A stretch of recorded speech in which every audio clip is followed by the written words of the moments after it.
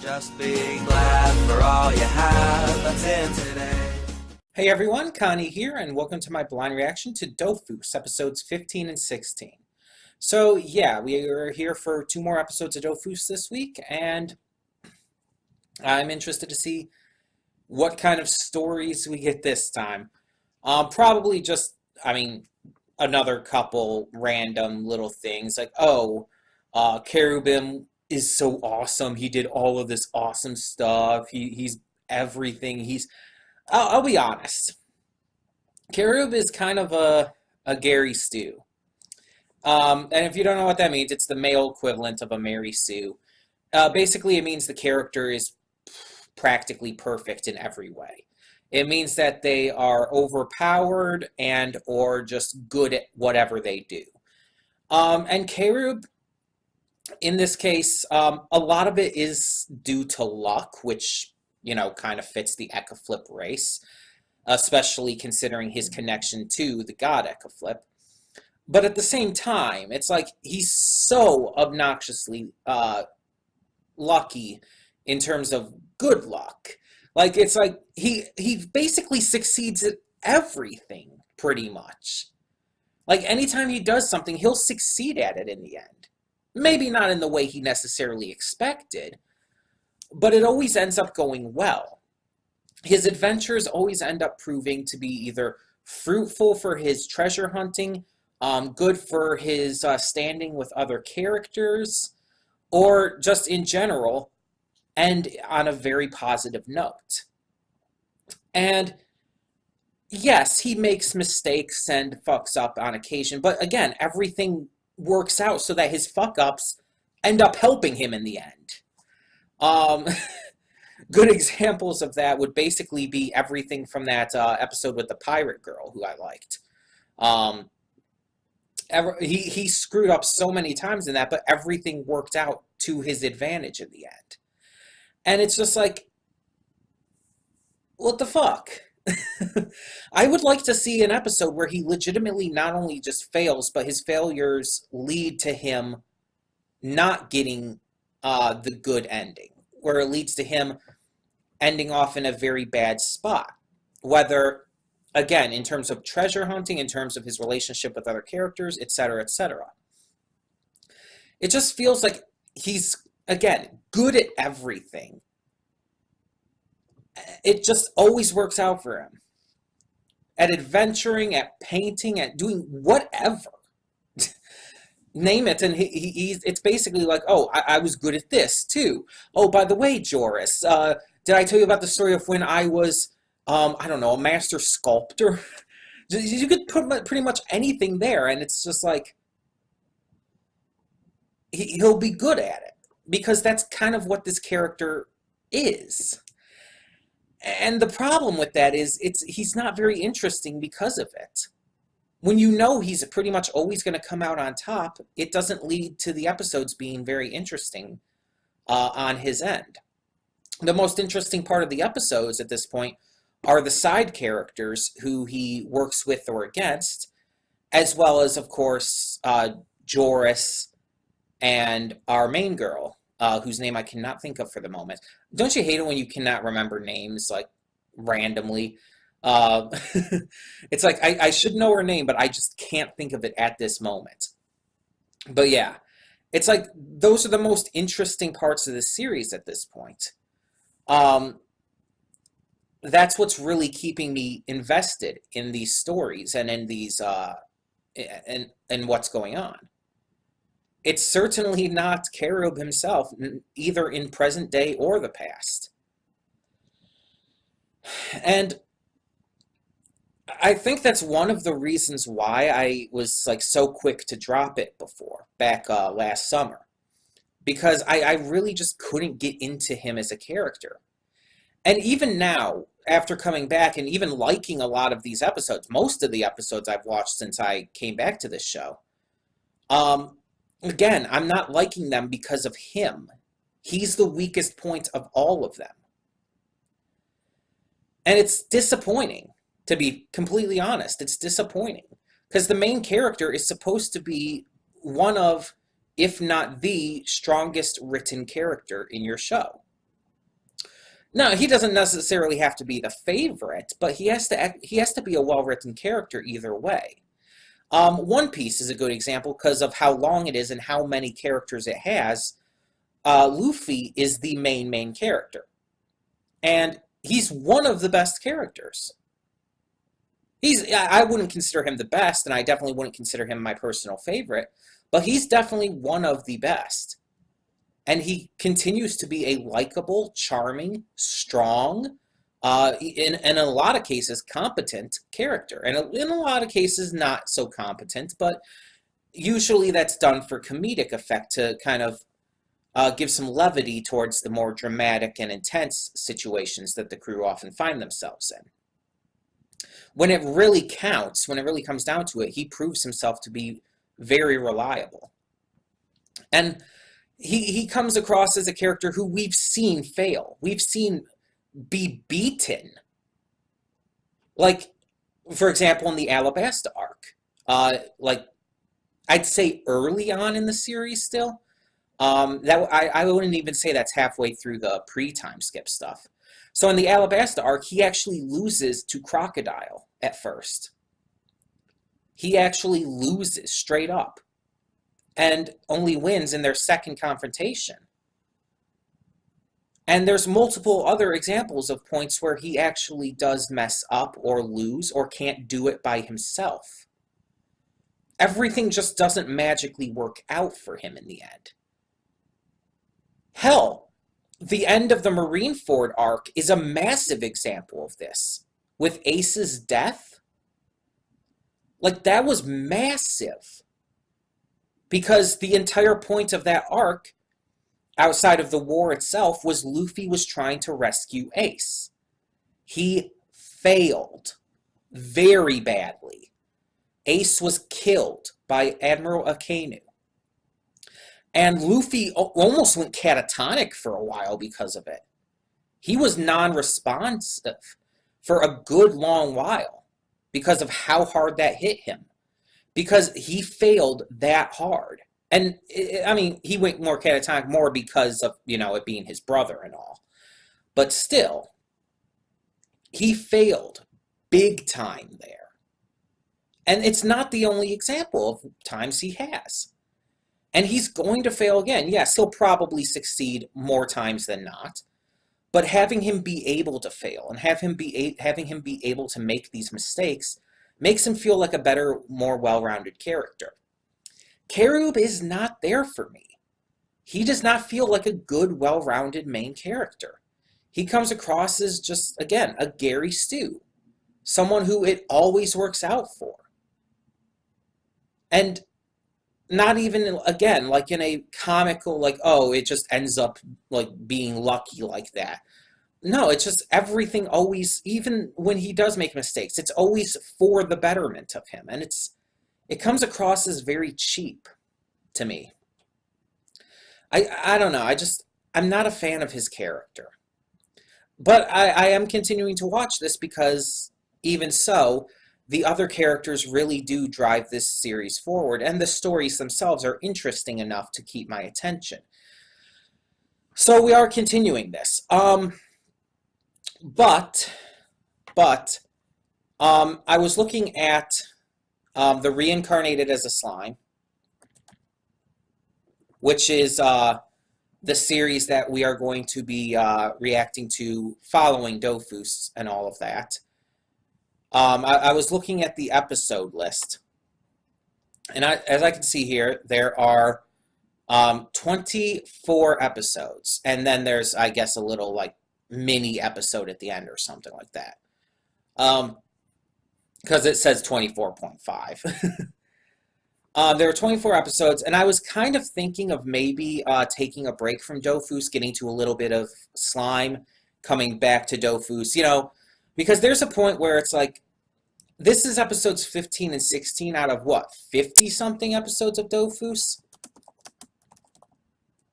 Let me check to be sure. I think it's 50-something episodes, and to be fair, that's they're all shorter episodes.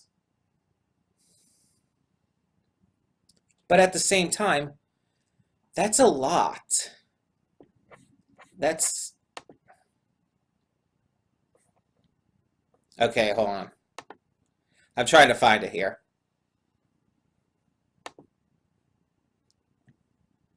52 episodes, yeah. And with a half-length running time, that's about, what was it, 26 episodes total? So, again, if you were to take into account the half-length running time, episodes 15 to 16, which we're reacting to today, only leads up to basically episode 8. So, we're basically really, really, uh, we're not even halfway through. We're like maybe, let's see.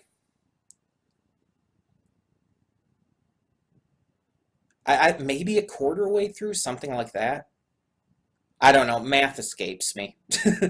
But the point is, there's going to be a point where starts to get a little, where it starts to drag on a little bit. So there is going to a point where we're going to need to put it on hold for a moment, go to reincarnated as a slime, and then come back to this. I think that's just the best way to do it. Sort of like what we're doing with like Loud House and regular show and OKKO.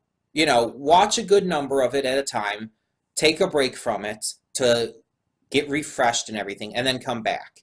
Like I've said before, I will not drop this series again unless it really, like, my interest in it drops below 10%. And right now, it's not anywhere near that low. Right now, I'm still pretty good on the series overall. But yeah, I think I will probably end up needing a break. And it feels like we just got back into this too. Like, let me check on that real quick. It feels like we just got back into this, but at the same time, it feels like I just need a break from the series.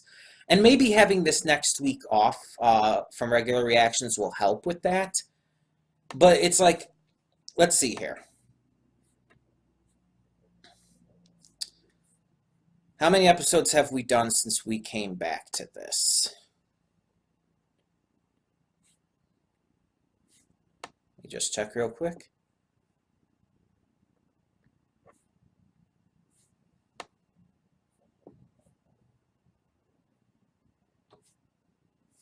This will be our 4th reaction since we came back.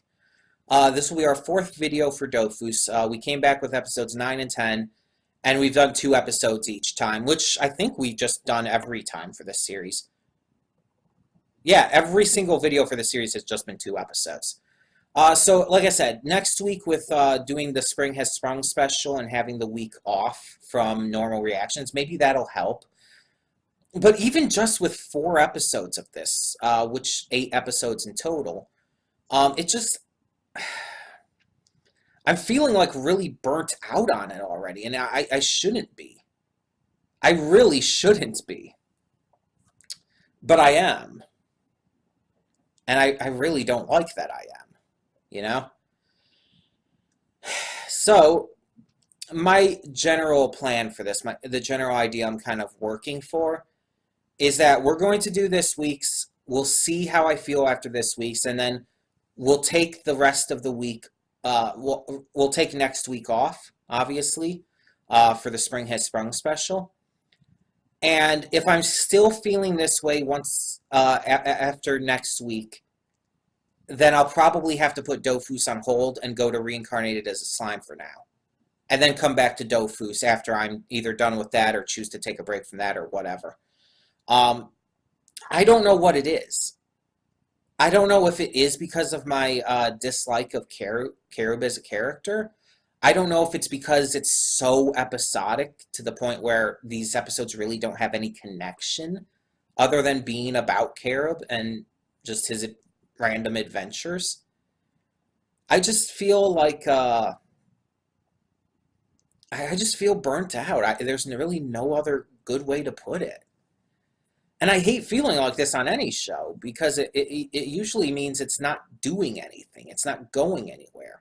And this is the kind of reason I dropped this show. It's the kind of reason I've dropped other shows like Oban Star Racers and whatnot, which, again, I am going to be getting back to that one as well. But it's just like, I don't know. I just feel like I'm, again, burnt out on this. And I do more episodes a week, maybe, to try and get it finished earlier, but at the same time, we're now doing Dragon Prince on Fridays as well. And then a lot of Fridays we end up having to use to record stuff for the weekend, and it's just like, I don't know. Like I said, we'll watch this week's reaction, see how we feel after it, and then next week after the Spring and Sprung special is all said and done, we'll see where we need to go from there.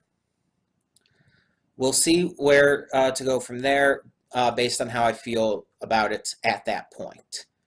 And I'll probably make a video maybe next weekend regarding that, but we'll see. We'll see. Either way. So we're going to get on with this reaction and just see what we've got. So when the screen fades to black, pause this redirect and go to the description below. Follow the link to the reaction, and after you watch it, come back here to the redirect and resume play. Because after it fades to black and then fades back in, everything from that point forward will be my afterthoughts and will contain spoilers to the episodes. So that being said, thank you all so much for tuning in, and I will see you at the reaction. Okay, and we are back, and we will begin with spoilers in 3, 2, 1, now. So I've had sets of episodes during reactions where it's like, okay, I've liked one part of it, I've liked like one set of it, and another set, okay, in the set, I liked one or more episodes but didn't like the others. It's been pretty split and stuff like that. That's happened pretty often. But never has it been like this perfectly split down the middle to such a high degree. And usually it's because I don't do too many shows where I only do 2 episodes at a time. Most of the time I tend to try to go for 3. But with this, I obviously did 2. With Dofus, I do 2. And this is the first time where it's been so divisive between the episodes. Because episode 15, I hated. Like, it's one of my least favorite episodes of the show by far. Episode 16 is my favorite episode of the show by far. It is so clashing, and I love it. Let me explain, though. So episode 15 was another story with Carib. We see that he has this gold card that allows him to basically get free carriage rides. And he tells the story to Joris as well as all the other passengers on the carriage about how that came to be. So apparently he started the entire carriage ride thing back in the day by opening up this this service along with some associates of his. I wouldn't really call them friends. And that's kind of where my first problem with the episode came in. Like, Carib has made some pretty irresponsible decisions in the past. But the 3 associates he hired for this were so unfit for the job, it's not funny. They were so incompetent, so idiotic, and in the case of the Krokosek guy, so dangerous to the mission and job they were trying to do that it's actually a really stupid idea. And of course, yet going into my second issue, it all works out for him, like it always tends to do. Like I said in my pre-thoughts, everything always works out for him. Everything always goes well. And it happened again here. And it was by the dumbest reason, too. Because Krokosek having this disease where he constantly has to betray people, usually only once a day, apparently, but rarely it will happen twice. But apparently, he betrayed them very early on in their journey and stole all of the golden stuff out of the chest. No one else knew about it. So when these little child bandits got into things and stole the chest from them and everything, the money wasn't there, and so there was never any issue. Now, my next issue with the episode is Krokosek as a character. Yeah, I mean, even outside of the fact that his betrayal complex is extremely stupid and dangerous for this kind of job, and was extremely irresponsible of Karub to hire someone like that for this kind of job, even if it's something he can't handle. It's like you don't hire someone for that for a job like this. Even beyond that, Krokosek is supposedly a master of disguise. And I'm sorry, but there's a point where it's like the master of disguise thing does not work if you're making it purposefully bad. Some people may disagree. Some people may say, "Oh, that's the point. It's for the sake of comedy." But it's like I don't find that funny.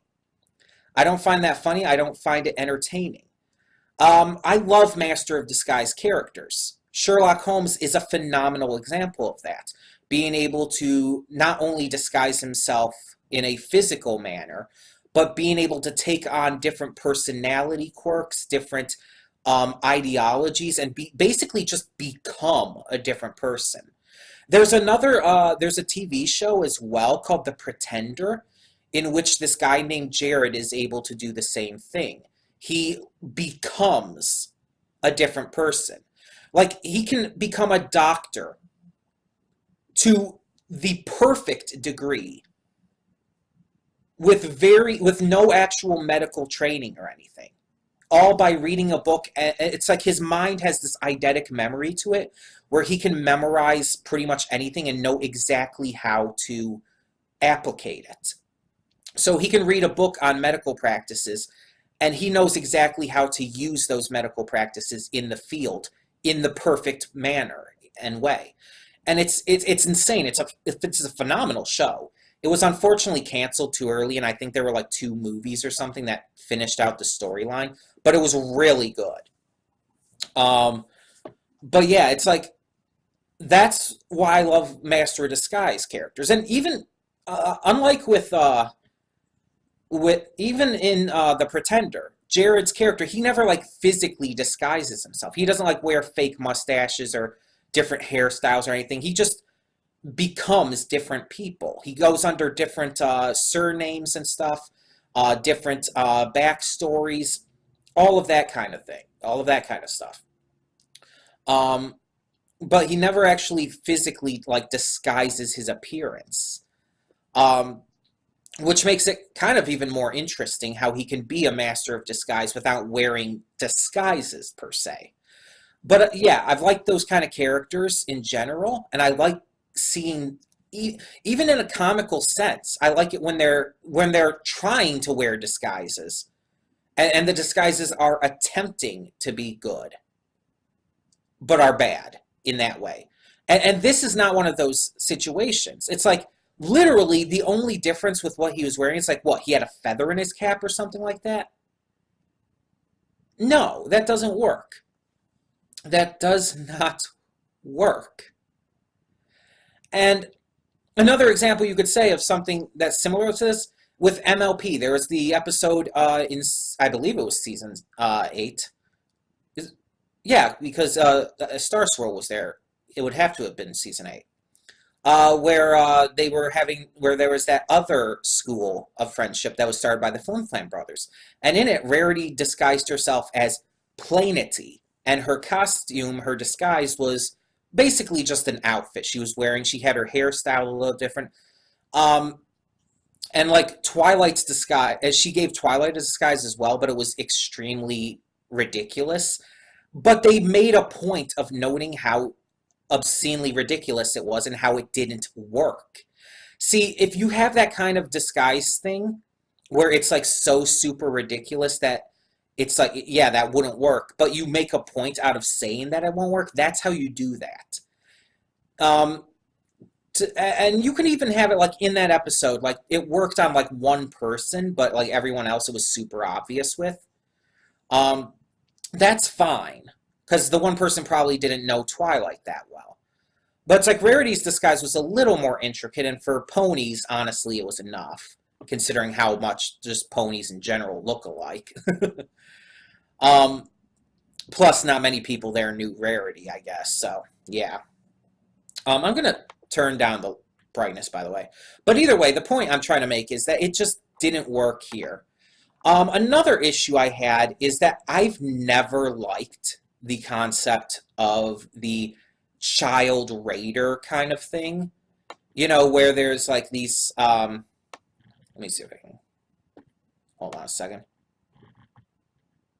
I guess that's good.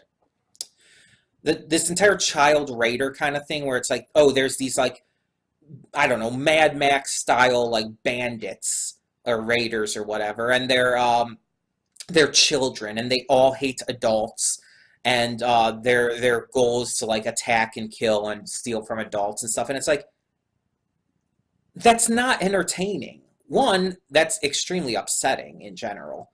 It's just a very upsetting concept. Two, it's so ridiculously overdone and almost never done well from my experience. Three, like, even if you make some of the characters cute and funny, it's like, most of the time you're just worried about how they ended up in this situation in the first place, where their parents are, what the deal is, and it's like, it makes you, like, depressed almost, because you're like, you're more worried about them than you are enjoying them as characters. And it just doesn't work. And like I said, I don't like the fact that everything worked out in the end for him. I think it would have actually been better if it hadn't. It would have made more sense. It would have been smarter. It would have been more clever, and would have just been a more entertaining idea than just going with the same old, same old. Also, there is this entire Western theme, which I've never been into that, so there's that as well. And I think another reason I hate the entire child bandit thing so much is because every time that this is done in whatever show or movie or game or whatever, they always somehow overpower these adults who are shown to be more capable. Like Carib, for example, with all the stuff we've seen that he's done, he should not have been able to be defeated or stopped by these kids in any way. With the amount of luck he constantly is shown to have, there's no way. It is not logically believable with his character for the entire, basically, conflict of this episode to have happened. So it's just like, it doesn't work in any way, pretty much. That's why it's one of my least favorite episodes of this series so far. Because there's pretty much nothing good about it. The only positive thing I can really say is that the one, I guess you could say, leader of the child bandits was adorable. That's like the only thing you could say good about it. But then we have episode 16, and as I mentioned, complete opposite. My favorite episode of the series, like, not even a question. One, noteworthy continuity from a couple episodes back. Having, what the hell are their names?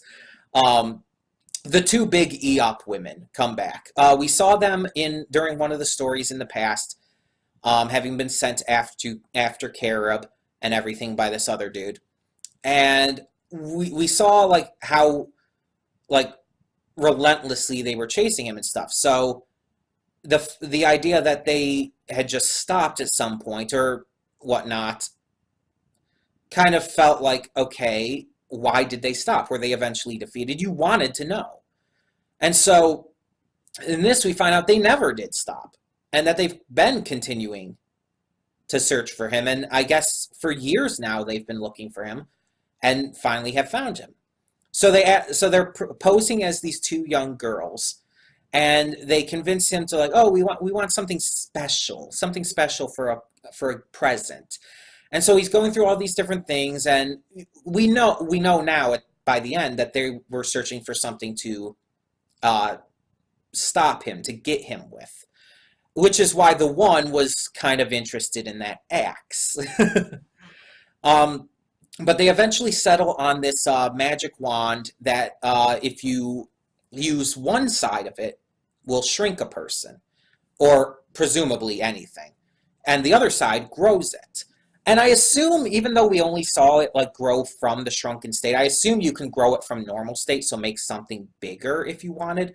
Um, I don't know. Maybe it's because I'm a little hungry right now, but just as an example, let's say you had a cheeseburger, right? You could use the one side of it and you could grow the cheeseburger, make it massive, and make it feed you for days and stuff like that. And it's like that's just like from normal size. Or you could even shrink it, make it easier to carry in certain cases and stuff like that. Around with you. You could have it like in this tiny little baggie in your pocket. Stuff like that. Um, Now, I'm curious, like, it didn't really specify, but do you choose the size that they go to? Or is it just like, oh, there's a small size, it goes by like a certain size amount, like a certain amount of the size. Like it just goes to a certain small size and maybe a certain bigger size. I don't know. There's a lot that you kind of question with that kind of thing. But even outside of the continuity, this was an episode that took place in the modern day, which is something we don't get a lot of. In fact, I think we've only had maybe a handful of episodes that have had like that have been in modern day, and that's counting like the first two episodes. um, so it's like we see that these two are coming for Carib in the modern day, and they manage to shrink him, and so they're trying to find him after him and Joris are running around. And that's when Simone gets involved.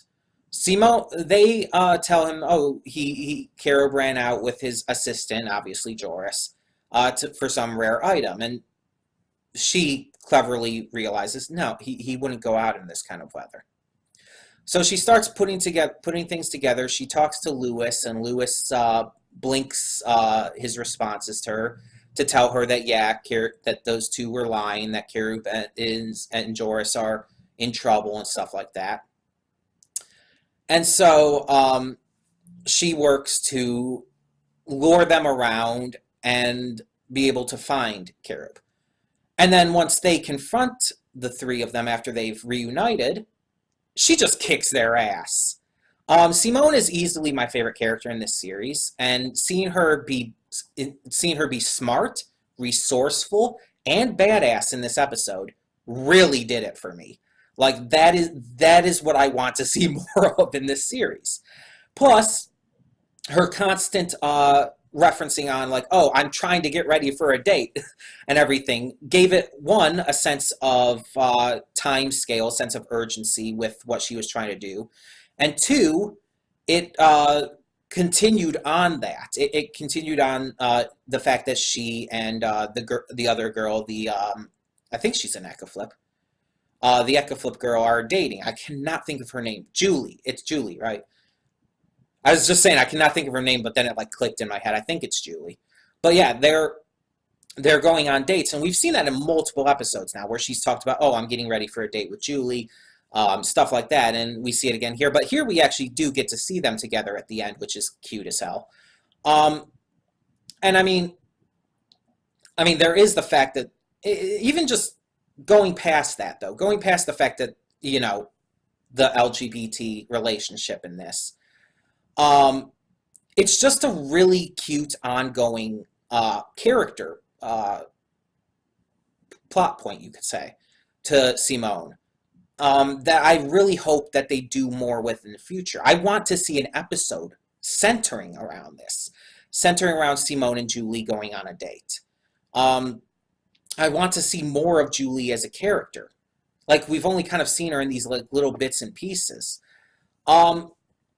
The action in this episode was also really good, like seeing Simone use her wits, knowing these different objects around the shop because of hearing all of Carib's stories and everything and getting acquainted with everything. Love that. It just works in terms of the story and in terms of how it would naturally work. Like, she is the housekeeper. She would know a lot more about this stuff because she'd have to. in order to be safe cleaning around this stuff. Plus, again, hearing all of Carib's stories. And again, I like that these two EOP women returned. It is good continuity to have them, and I hope that they return again. I hope that that is not left unresolved, the entire thing with Fifi sending these two after Carib. That seems to be this kind of ongoing narrative that is kind of playing throughout a couple episodes now. And I really want to see them do something with that. Because that's probably the most interesting thing this show's doing up to this point.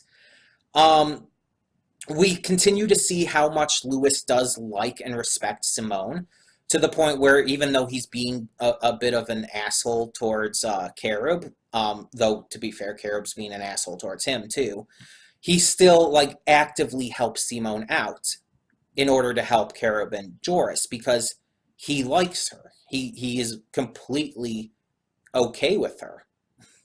So he's willing to do anything he can to help her out because she respects him in return. We also get to see some new interesting stuff, which is definitely one of the draws of the series. The interesting like little trinkets and stuff, the rare artifacts and items that Carib does get. We get to see this fan blade broom looking thing that creates these giant gusts of wind and stuff, which Simone uses excellently. We get to see the wand itself, which is a really interesting tool. It's not something that's altogether new. I've seen that kind of thing in various other things. Like there's one specific example I'm thinking of, but I can't think of what it was. And I think it was like so similar to the point where it's like, yeah, one side shrunk you, the other side grew you. And I mean, of course, you can make the comparison to like Alice in Wonderland, where it's like, okay, this one food or drink or whatever shrinks you, the other grows you. I don't remember which was which. Like one of them was like cake, the other one was a drink. But I actually want to look up that.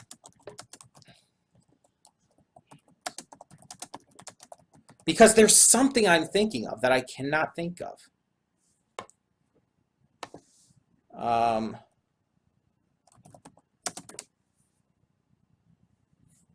Okay, I'm looking at hair. What it's giving me hair stuff.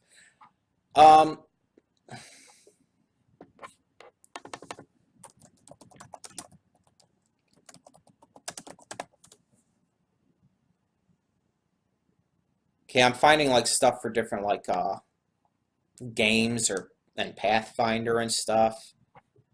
But there's something. It's from some show or game or something.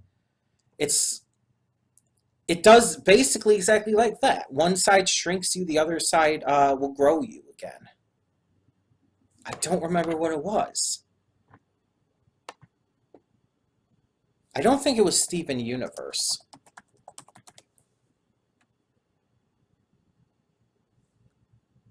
No. When I look up that with Steven Universe, it just gives me like paradox shrinking and stuff. I don't think it was Star Versus, but I can look that up. No, that's just giving me more D&D stuff. MLP? No. It was something. I swear it was. It's going to bug the fuck out of me. Like, you have no idea how much that's going to bug me. Gonna look up anime in general. It's some kind of artifact or something that, like, again, one side shrinks you, the other side grows you. Let me see cartoon.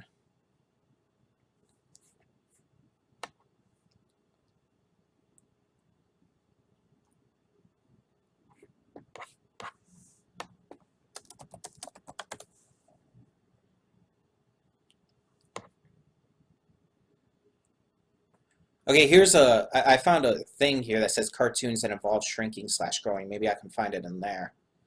I need to figure this out. I might cut some of this out just to save on time, but...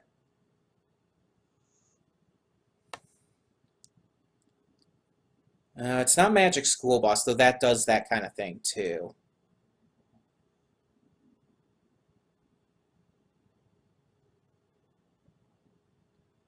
Wasn't Powerpuff Girls. I don't think it's anything quite like that.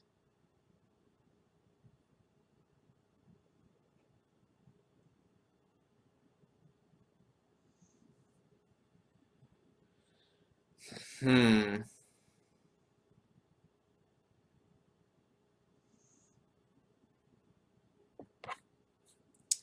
No, that's not helping.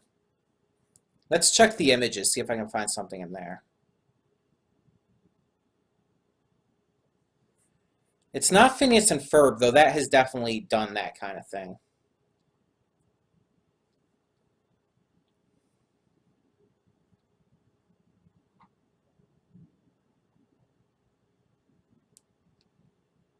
Seriously, I know there's something and these images are not helping.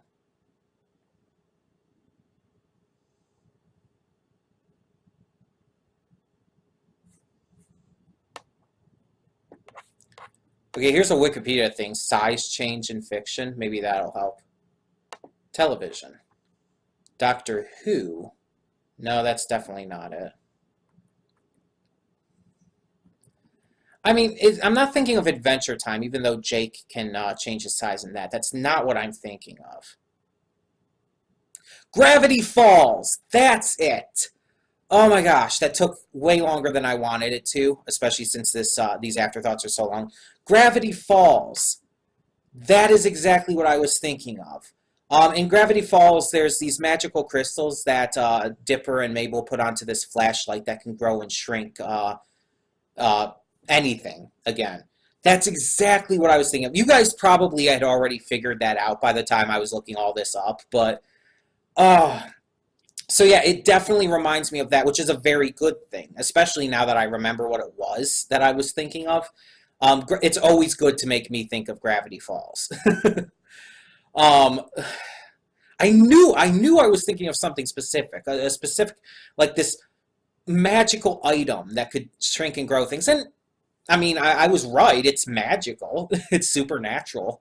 So yeah. Episode 16, just to close this out because I've been talking about this too long as it is.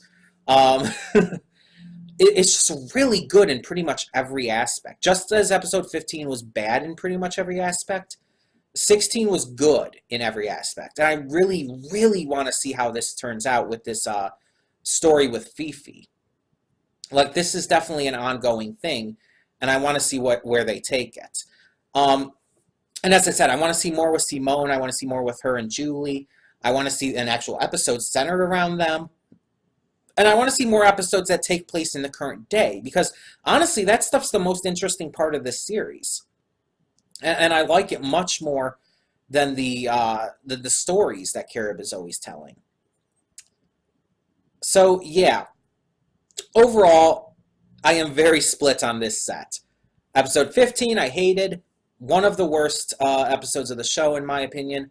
Episode 16, my favorite episode of the show. So, huge discrepancy there.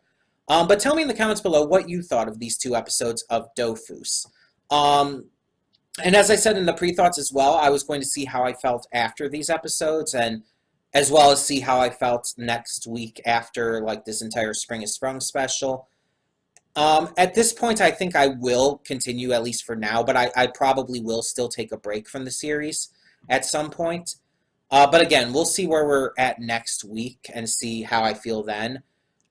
Even though we're not doing Dofus next week, we're taking next week off of regular reactions. We'll still see how I feel, and that'll go into the week after. So, yeah. In the meantime, yeah, tell me your thoughts down in the comments below, and thank you so much for tuning in. For now, I'm Connie, and I'm signing off. See y'all next time. And though you've come through many obstacles,